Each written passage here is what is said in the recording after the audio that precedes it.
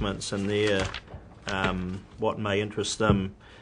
I'm asking, is 11.1 the main crossover? Yes. They're obviously not too worried about our future balance sheet or things like that? No. No. So just so we're clear, and that will be the bulk of this piece of work? Absolutely, yes. Okay. Yeah. Right. Any other questions? Councillor? Yeah, Mr Chairman, the issue of timing, in the last discussion, the HBRC Managing Director indicated that there were some time imperatives which, if they could not be met, and assuming the decision was to go, then a construction season or part of a construction season would be lost with threats to revenue. So I'd just like confirmation that if this process is completed by or at the same time as we adopt our annual plan, which seems to make sense in any case, towards the end of June, is that not too late to meet the imperatives in terms of a decision to construct? Now, maybe we've got to ask the question of Mr Newman on that one. But I think it's a key question. Yeah. So can I just get the question clear again?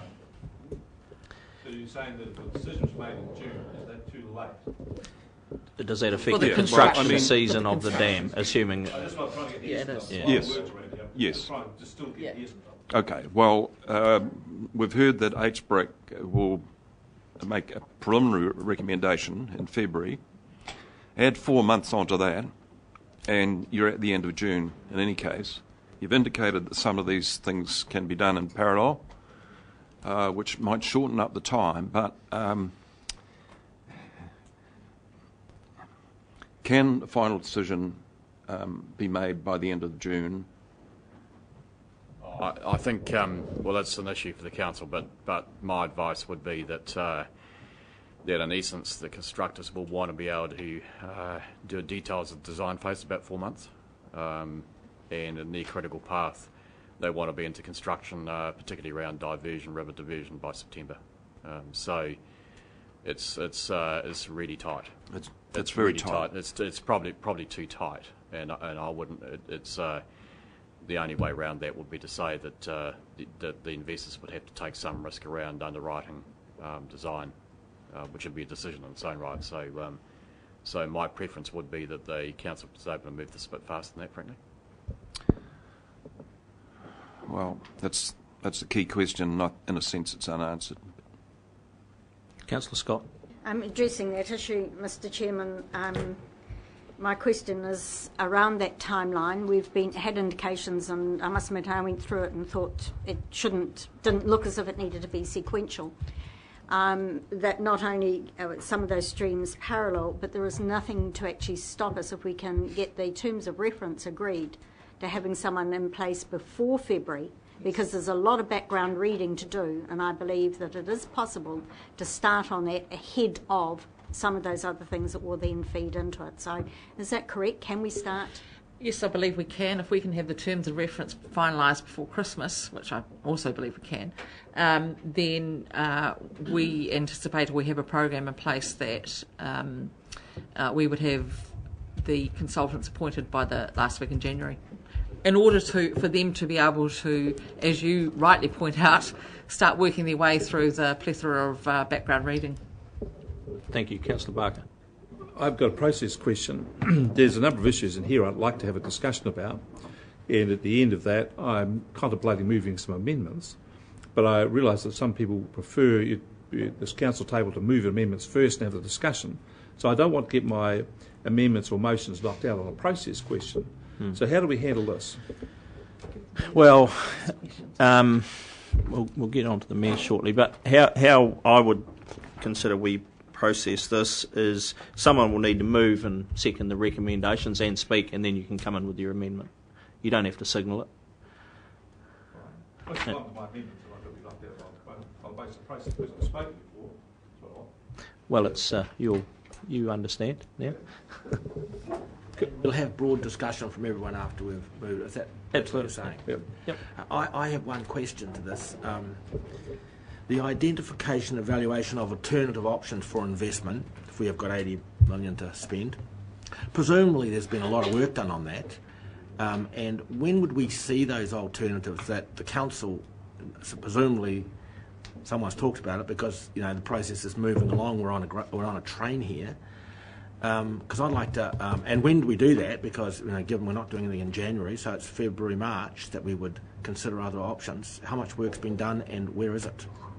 On other investment options. Yeah, well, which is point 3 in that. I'm a bit reluctant to bounce the mess for talking. Page 27. Have you got to go? Yeah. Okay. Excuse me. Cheers. Yeah, through you, Mr. Chairman. The report on other investment options. Not a lot of work has been done on this to date, to be fair.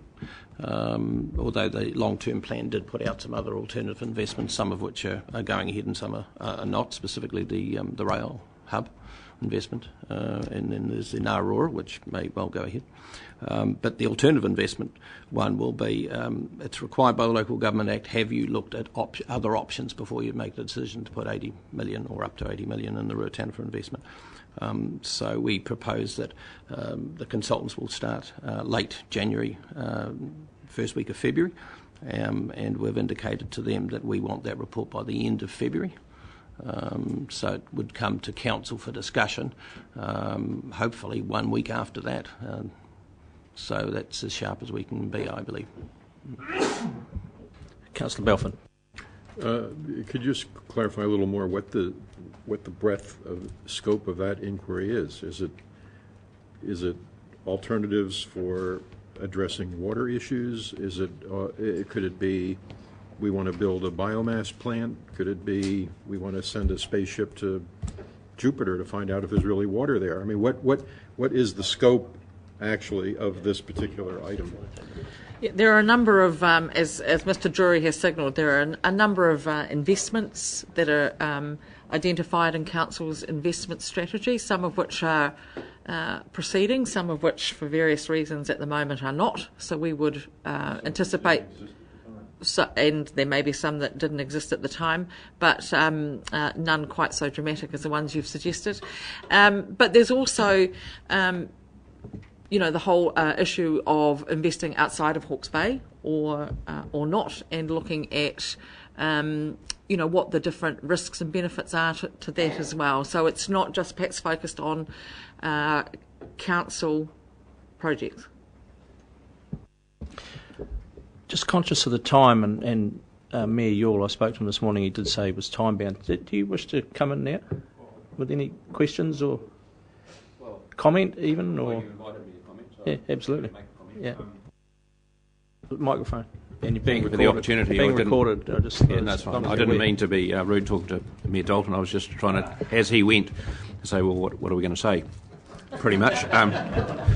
Look, at the end of the day, we're invited here, and I'm grateful for the opportunity to speak on the basis of letters that were written by the Napier and Hastings councils about 3 issues, principally, which were last year around conflict of interest issues of the board members on HBRC, Mr Newman's position, and effectively the risk to the ratepayers.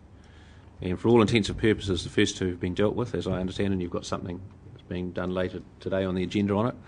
I haven't had a chance to read the agenda in depth, but I do want to comment on the last issue. And I think it's great you're doing some feasibility work, and I understand the time frame requirements and pressure, as Councillor Dick said and as Mr Newman has said. But I equally understand this is the biggest investment ever made in Hawke's Bay by any public authority in anything. So we, at that time when we wrote the letter, were conscious and were concerned that proper due diligence, independent peer review work had been done. And I'm pretty comfortable with what's written in this paper. I suppose the only thing I'm slightly nervous about is the crossover with the Crown Investment Limited relationship, because they come up at it from a different perspective. And in my view, 11.1, bearing in mind I've only just read this morning, 11.1 could be something that could be done jointly. But I perhaps have some hesitation about doing the rest jointly when in fact I think that type of feasibility work should be something done for this region, because governments come and go, priorities come and go, and actually this council or a form of it in the future will always be here. And that's the thing that needs to be looked after, in my view, in this process. So the commercial feasibility, and credit to Andrew and his team, is all being worked up. The issue we raised was to the person living in Hastings or Napier or Central Hawke's Bay as a ratepayer, what does this mean to them? And Wairoa. Sorry, Benton. Just a test if you're listening. What does it mean to them? Because at the moment the perception is that actually there's some risks in this. There's $80 million investment.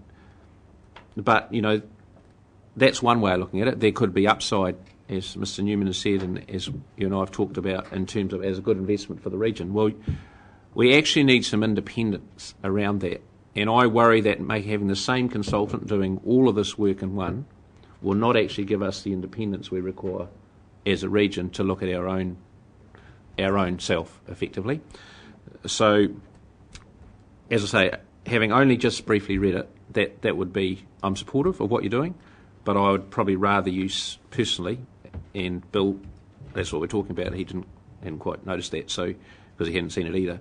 So personally what I'm saying is if there was a way of giving some guarantee for the ratepayers, because ultimately you've got a whole lot of work streams, design and build, investment, farmer uptake, EPA. It's all going to come together in a process, and I accept what Councillor Dick said about the time frame. And then ultimately you, as representatives of the ratepayers, have to say how much are we going to tip in, for what term, under what conditions. And that's the bit that I think I particularly, and I think my council, would like to have sort of separately honed in on a bit. And I agree with the Chief Executive that that other investment opportunities need to be considered in that mix. Thank you, and thank you, Your Worship, for those. Just a couple of points of clarification for you. In relation to our discussion with the Crown Irrigation Investment Company, it has only been around 11.1 and not the rest, because the rest is really a local government issue. And just secondly, we were not anticipating, and in fact we're not planning for, all this work to be carried out by one consultant. They'll be separate pieces of work. So the independent peer, there's two separate terms of reference, and we've sort of in our minds shortlisted different organisations to send those to, and there's no crossovers on those lists. So yeah, we're getting the work done separately. That's good. And Mayor Butler, if do you wish to comment, or are you comfortable? Because we'll recess for morning tea after your comment. Well, at that stage we'll have to go. Yep. But just one thing, when you keep talking about your construction season lost, remember it's a farming season lost as well. And if you'd seen the what happened in last year's drought and what the loss was for Central Hawke's Bay, Hawke's Bay was unbelievable. And the sooner this dam is built, the better for the for the people of Hawke's Bay, and it's not only Central Hawke's Bay. Thank you. Well, let's break for morning tea, 10 minutes, please, and come back and final wrap up of questions, and we'll get into the decision. And thank you. Thank you for the opportunity. Mayors, thank you. And may I add, it's something we could probably do more often. I think it could be quite useful to have a session every now and again where you guys sat in and had a chat. So.